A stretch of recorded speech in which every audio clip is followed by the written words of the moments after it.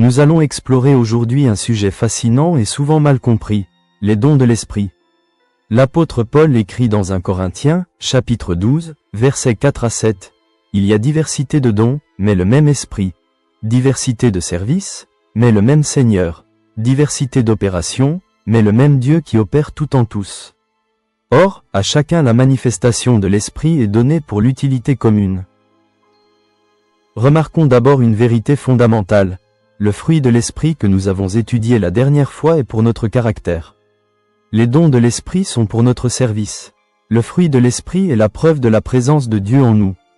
Les dons de l'Esprit sont les outils que Dieu nous donne pour édifier l'Église et servir le corps de Christ. C'est une grâce surnaturelle que le Saint-Esprit distribue comme il le veut. Paul énumère 9 dons dans ce passage. Examinons-les brièvement.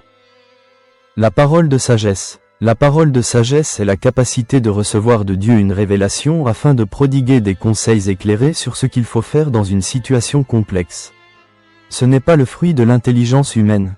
C'est une sagesse surnaturelle qui dépasse l'expérience et la formation. Cette sagesse est particulièrement précieuse dans les situations où il n'y a pas de réponse évidente, quand les conseils humains sont insuffisants. La parole de sagesse ne s'exerce pas seulement dans les grandes décisions. Elle se manifeste aussi dans les conseils quotidiens que nous donnons à nos frères et sœurs. La parole de connaissance. La parole de connaissance est la capacité de recevoir de Dieu une révélation sur des faits, des situations, ou des personnes que l'on ne connaît pas naturellement. C'est une connaissance surnaturelle qui dépasse l'apprentissage humain.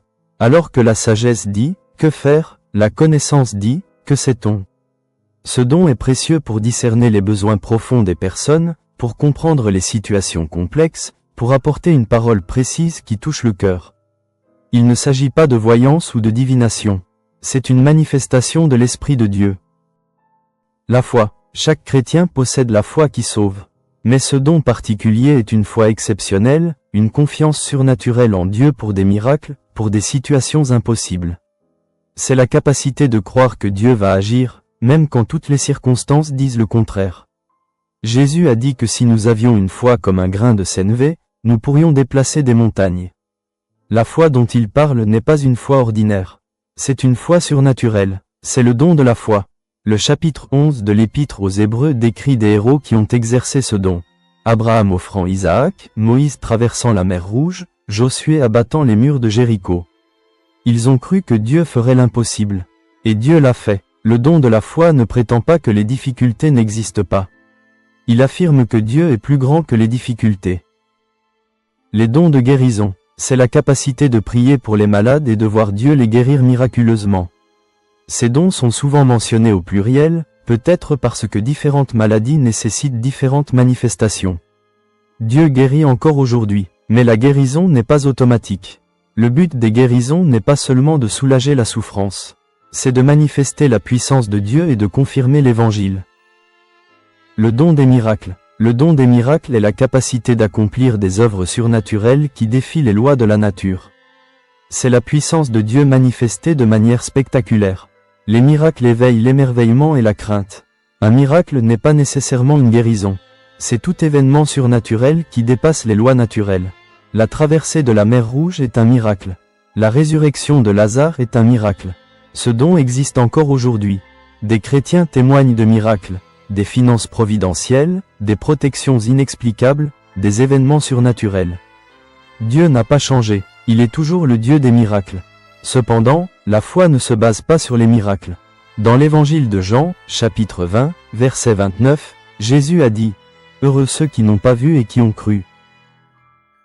La prophétie. Beaucoup de gens associent la prophétie à la prédiction de l'avenir. Mais dans le Nouveau Testament, la prophétie est avant tout la capacité de parler de la part de Dieu pour édifier, exhorter et consoler les autres, comme mentionné dans la première épître de Paul aux Corinthiens, au chapitre 14, verset 3. La prophétie peut inclure des prédictions, mais ce n'est pas son but principal. Elle apporte une parole de Dieu pour une situation précise, un encouragement dans l'épreuve, un avertissement face au danger, une direction dans un choix difficile. Ce don n'est pas réservé à une élite. Dans sa première épître aux Corinthiens, au chapitre 14, verset 15, l'apôtre Paul souhaite que tous les croyants prophétisent. Il ne dit pas que tous le feront, mais qu'il désire que cela arrive. Le discernement des esprits, c'est la capacité de distinguer si une parole, un enseignement, une manifestation vient de Dieu, de l'homme, ou de l'ennemi. Dans un monde où il y a de faux prophètes, ce don est essentiel, car toute parole spirituelle ne vient pas automatiquement de Dieu. L'apôtre Jean, dans sa première épître au chapitre 4, verset 1 met en garde lorsqu'il dit « N'ajoutez pas foi à tout esprit, mais éprouvez les esprits pour savoir s'ils sont de Dieu, car plusieurs faux prophètes sont venus dans le monde. » Jésus a prévenu que de faux prophètes viendraient déguisés en brebis. Le discernement permet de voir au-delà des apparences. Ce n'est pas de la méfiance ou de la suspicion. C'est une protection. Dans le livre des Actes, au chapitre 16, du verset 16 au 18, Paul a discerné qu'une servante avait un esprit de divination. Elle disait des paroles vraies, mais la source n'était pas Dieu. Paul a reconnu le problème et a chassé l'esprit. Le discernement ne vient pas de l'intelligence humaine. C'est l'esprit qui révèle ce qui est caché. C'est pourquoi la prière et la connaissance de la parole sont essentielles pour exercer ce don. Les diverses langues. Le don des langues est la capacité de parler dans une langue que l'on n'a pas apprise. Dans le livre des Actes, au chapitre 2, du verset 4 à 11, les apôtres ont parlé dans les langues des nations présentes à Jérusalem. C'étaient des langues humaines compréhensibles. Dans 1 Corinthiens, chapitre 14, verset 2, Paul parle aussi d'un langage de prière personnelle. Celui qui parle en langue ne parle pas aux hommes, mais à Dieu. C'est une langue angélique, que personne ne comprend, mais qui édifie celui qui prie. Ce don est controversé dans certaines églises. Certains disent qu'il a cessé. D'autres disent qu'il est toujours actif. La Bible ne dit pas explicitement que ce don a cessé. Paul encourage à ne pas l'interdire, mais à l'exercer dans l'ordre. Dans la première épître aux Corinthiens, au chapitre 14, du verset 27 à 28, Paul donne une règle. Dans l'assemblée, si quelqu'un parle en langue, qu'il y ait un interprète. Sinon, qu'il parle à Dieu en privé. L'Église ne doit donc pas être chaotique. Tout doit être fait pour l'édification. Le don des langues n'est pas une preuve de supériorité spirituelle. Paul mentionne dans 1 Corinthiens, chapitre 14, verset 19, qu'il préfère dire 5 paroles intelligibles que 10 000 en langue. Il est important de comprendre que ce don n'est pas donné à tout le monde. Paul pose une question très claire dans 1 Corinthiens, chapitre 12, verset 30, « Tous parlent-ils en langue ?»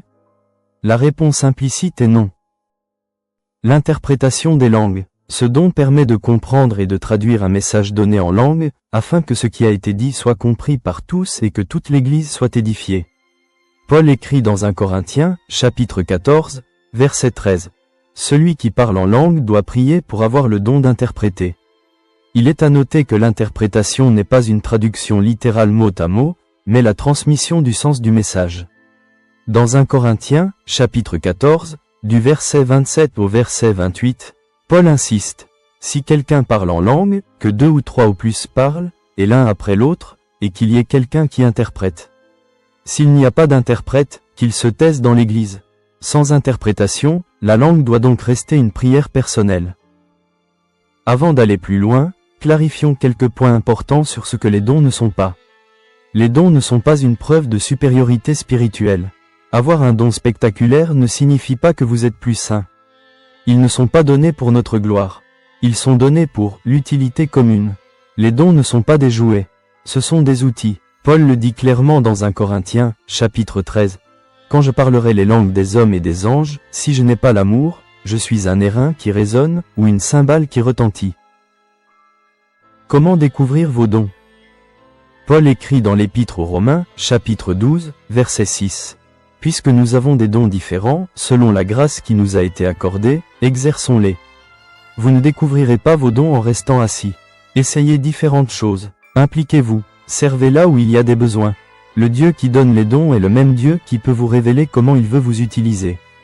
Demandez-lui. Les dons doivent être exercés avec sagesse. Tout doit être fait pour l'édification et avec amour. Si un don ne construit pas l'Église, il doit être utilisé en privé. Tout doit être fait dans l'ordre. Dieu n'est pas un Dieu de désordre. Le culte ne doit pas être chaotique. Encore une fois, 1 Corinthiens 13 nous rappelle que sans amour, les dons ne sont rien. Ce que nous retenons est que chaque croyant a reçu au moins un don.